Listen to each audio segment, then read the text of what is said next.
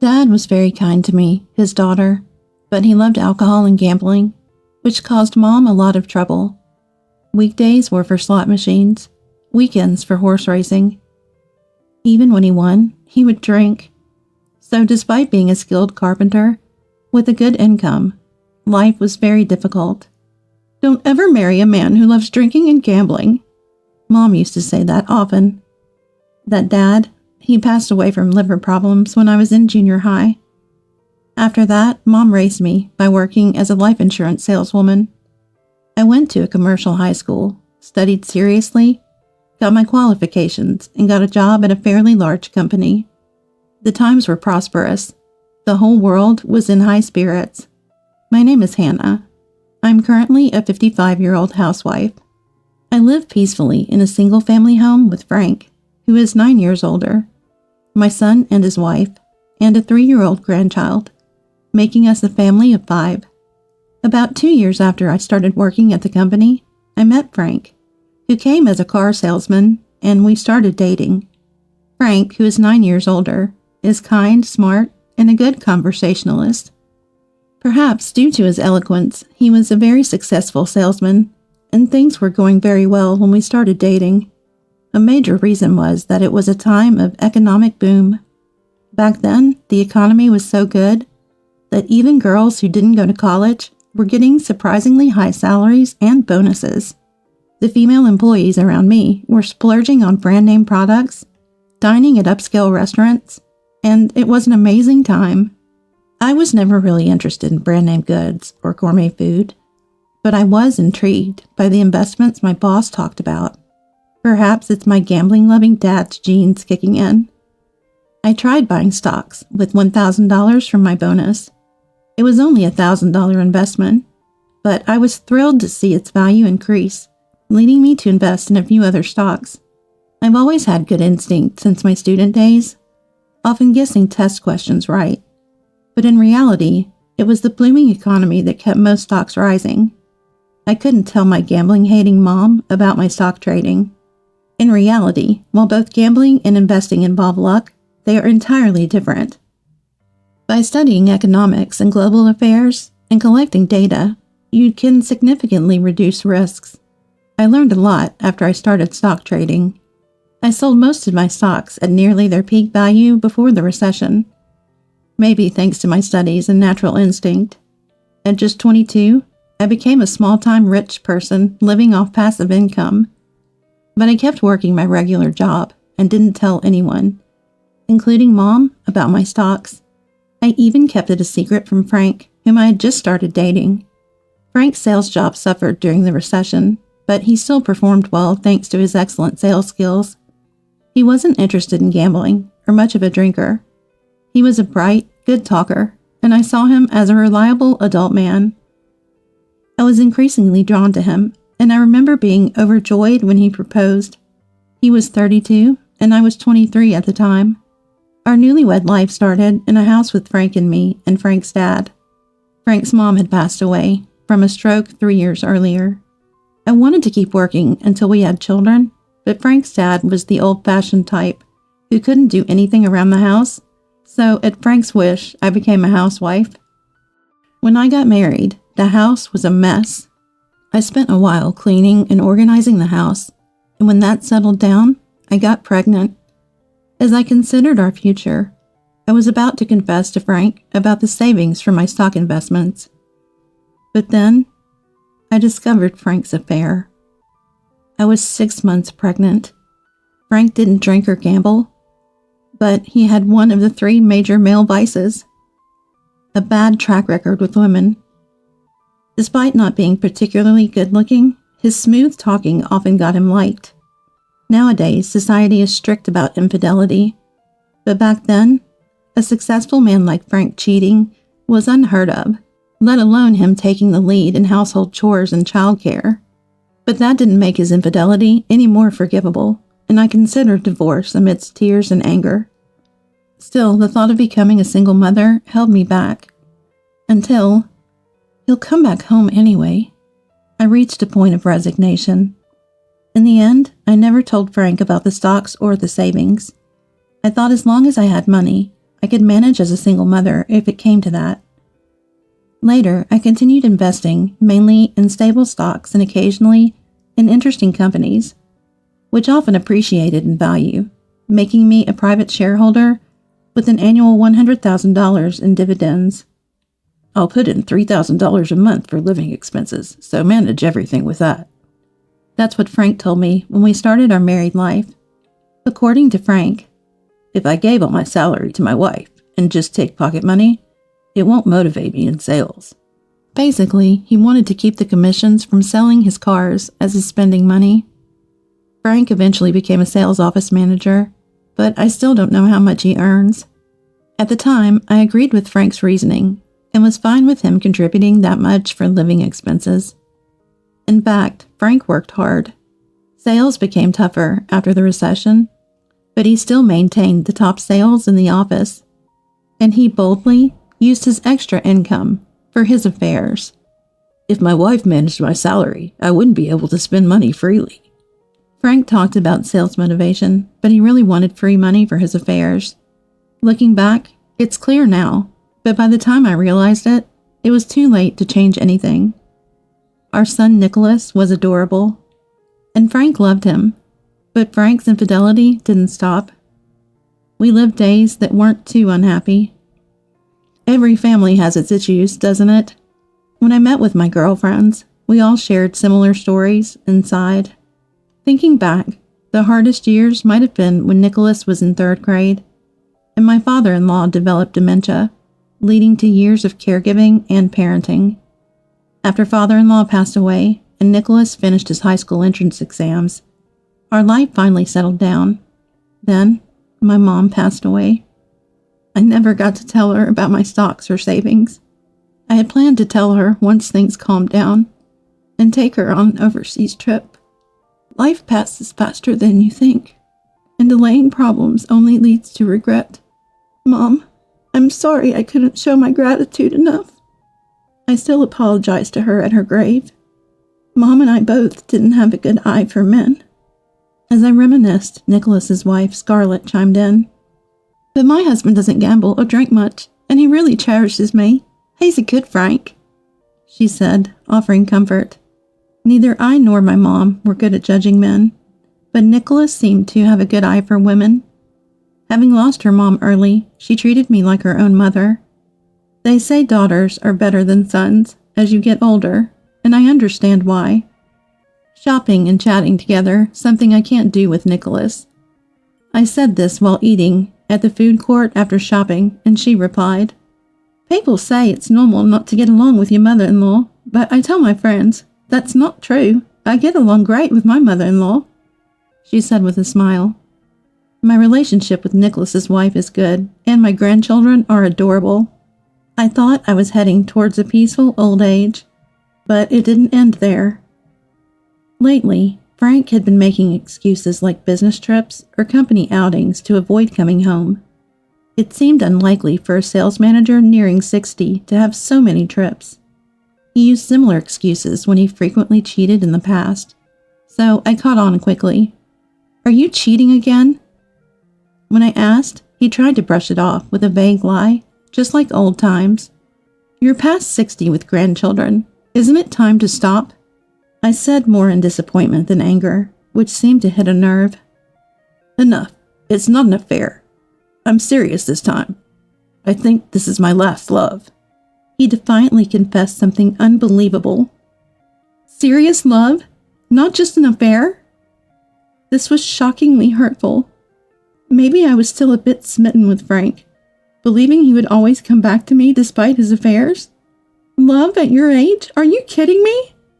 I raised my voice. How dare you call your husband stupid? Do you know who you have to thank for living without any hardships? A housewife is just a parasite. I'd be fine with the divorce. This was the first time Frank, despite his numerous affairs, mentioned divorce. Was it a sign that it wasn't just an affair, but something more serious this time? It was strange for Frank to suggest divorce, if it were just an affair. It should be me, the wife who's been cheated on, to bring up divorce. As we were arguing, Scarlett, who had been putting the grandchild to bed. What's going on? Why are you two raising your voices? Came in. He's cheating again. And now he says a housewife is a parasite, and he's okay with divorcing me. I explained, and she responded in disbelief. Then I'm a parasite too. Leaving all the housework, childcare, and caregiving to Hannah while freely cheating? Have you ever thought about how Hannah has felt all these years? What's this, teaming up against me?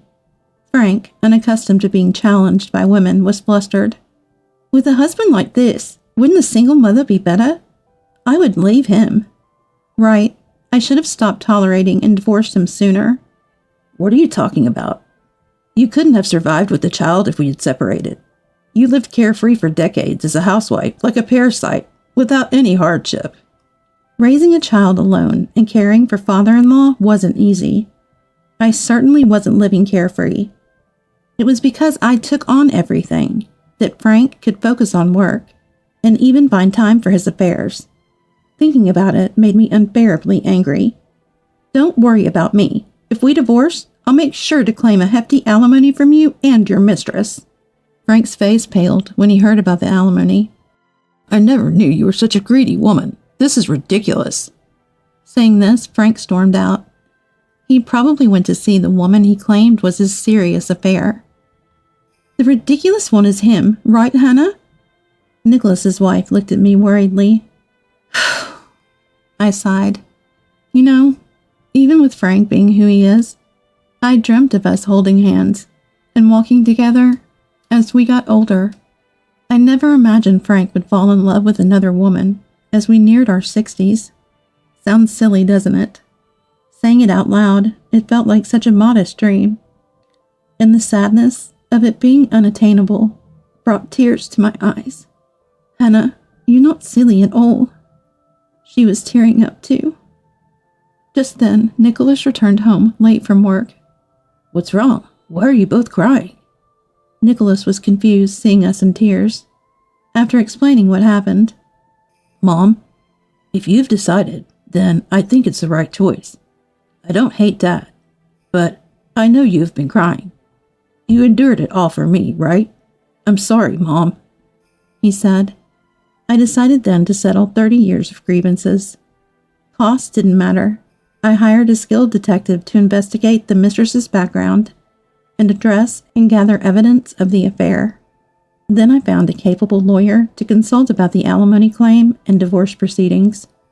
A month later, on Christmas Day, a pale-faced Frank came home to find everything ready. What's this about alimony?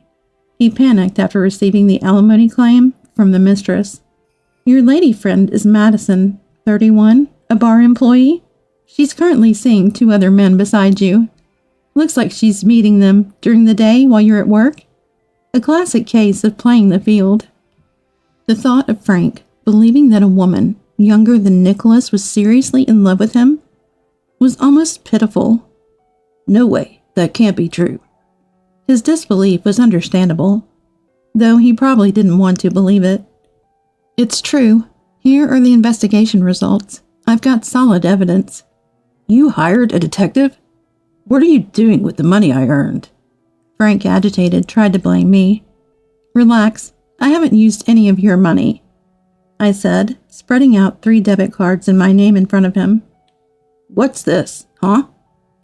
Frank double-checked the numbers on the debit cards. I'm sorry, I kept it a secret. I'm a stockholder with an annual dividend of $100,000. So even if we divorce, don't worry about me. I'll be just fine. Frank was overwhelmed, unable to process that his serious love affair was involved with 2 other men, and that his wife, whom he called a parasite, was actually a wealthy woman. His mind hit capacity overload, and he fell silent, unable to comprehend it all. You've been playing the stock market with my earnings? No, I used the money I saved before we were married. I never touched what you contributed to the household. This card with fewer digits, that's from your contributions. I'll keep it as my security deposit. Wait, maybe we don't need to divorce. I'll break up with her. I thought as much. People say money blinds, and in this case, I think the amount was definitely blinding. That's why I couldn't tell him before. I dreamt of revealing it when Frank retired, thinking we'd travel abroad. I was so close to fulfilling that dream. It's too late. I'm leaving this house. The house isn't worth much anymore. It's old, and the land is leased. Do whatever you want with it. My lawyer will handle the rest. Goodbye." With that, I left the house I'd lived in for years, with my son, his wife, and my grandchild. It took some time, but I eventually got a call from my lawyer that Frank had signed the divorce papers, and that's how I finally parted ways with my unfaithful husband. Now, we live in a new high-rise apartment. The area has been redeveloped with high-rise apartments, but it still remains a relaxed downtown feel. "I was shocked to think Mom could buy a high-rise apartment in cash. Never knew she was that wealthy," Nicholas said thoughtfully. "I had a hunch. When we went shopping, she often used stockholder discount coupons. She even gave some to me." "That's right. You'd notice living together. Frank didn't realize for decades because he left everything at home to me." "Uh-oh. Am I in trouble too?" Nicholas looked genuinely worried, so we both laughed. "Don't just rely on Hannah's wealth, okay? If you quit your job, I'm divorcing you," she said, emphasizing the point. "With a wife like her, Nicholas will be fine." Nowadays, it seems like it's not all about hard work. When I was young, I couldn't imagine it, but investing has become common with various services available. Lately, Nicholas's wife has started investing too, and she's doing quite well. As for Frank, he apparently broke up with his serious love. Apparently, the other woman became furious and caused a scene when she was asked to pay the alimony claim, but that's not my concern. I intend to ensure she pays her share too. There's a fitting penalty for such betrayal. It's not about the money, but I plan to claim part of Frank's retirement benefits as property distribution for the marriage period. Dad called again. He's lonely in that house after retiring. Turned down reemployment offers and seems to be withdrawing, Nicholas said with slight concern. I mostly hear about former Frank through Nicholas. To me, Frank is a stranger after the divorce, but he's still Nicholas's father. I have no intention of forgiving that man, but I understand why Nicholas is concerned about his dad. But he's a stranger to me now. I don't want to know anything about him. Right, of course. You were the one who suffered. Sorry. I'll never forgive him, but I'll help if you're in trouble. If former Frank keeps withdrawing and ends up sick or with dementia, Nicholas will likely have to care for him. There are circumstances where it's not as simple as saying it's none of my concern. Here's an idea. Tell him he can see his grandchild if he finds a job. Another one's coming like this fall.